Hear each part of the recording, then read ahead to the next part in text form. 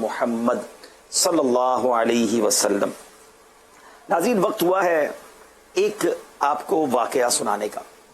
حضرت علامہ ابن حجر مکی علیہ رحمت اللہ کوی فرماتے ہیں کہ جب میں چھوٹا تھا تو پابندی سے اپنے والد ماجد رحمت اللہ تعالی علیہ کی قبر پر حاضری دیتا تھا اور قرآن پاک کی تلاوت کیا کرتا تھا۔ ایک مرتبہ رمضان مبارک میں نماز فجر کے فوراً بعد قبرستان گیا۔ اس وقت قبرستان میں میرے علاوہ اور کوئی نہیں تھا۔ میں نے اپنے والد صاحب کی قبر کے قریب بیٹھ کر تلاوت قرآن شروع کر دی۔ کچھ ہی دیر گزری تھی کہ اچانک مجھے کسی کے زور زور سے رونے کی آواز آئی۔ یہ آواز ایک قبر سے آ رہی تھی۔ میں گھبرا گیا اور تلاوت چھوڑ کر قبر کی طرف دیکھنے لگا۔ ایسا لگتا تھا کہ جیسے قبر کے اندر کسی کو عذاب دیا جا رہا ہے۔ قبر میں دفن مردے کی آہوزاری سن کر مجھے خوف محسوس ہونے لگا۔ جب دن خوب چڑھ گیا تو آواز سنائی دینا بند ہو گئی۔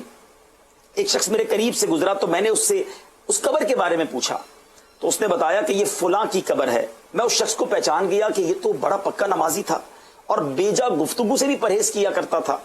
میں نے معلومات کی کہ ایسا نیک شخص اور اس کی قبر میں رونے پیٹنے کی آوازیں۔ بہرحال معلوم کرتے ہوئے جب اور تھوڑا سا ڈیپ میں گیا، معلومات اور کی، اس کے کام کاج کے بارے میں پوچھا تو پتا چلا کہ وہ شخص سود خور تھا۔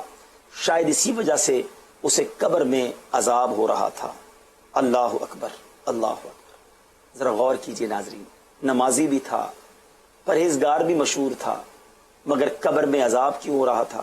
کہ وہ سود خور تھا۔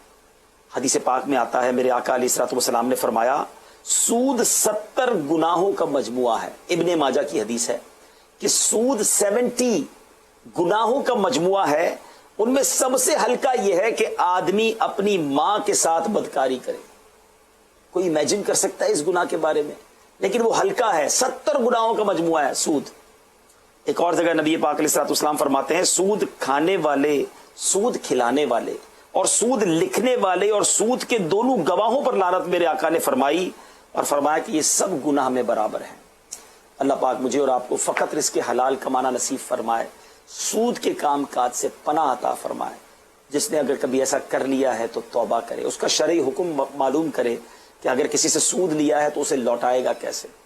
توبہ کرنا بہت ضروری ہے۔ بہرحال اللہ کریم مجھے اور آپ کو ہمیشہ حرام سے بچ کر حلال کمانا نصیب فرمائے۔ مدنی چینل دیکھتے رہیے، اس طرح کی باتیں بار بار سنیں گے، سیکھیں گے تو تربیت بھی ہوگی اور توبہ کرنے کا بھی ذہن بنے گا۔ ناظرین، وقت ہوا ہے کچھ کالز آپ کی سلسلے میں شامل کرتے ہیں۔ میں گجرات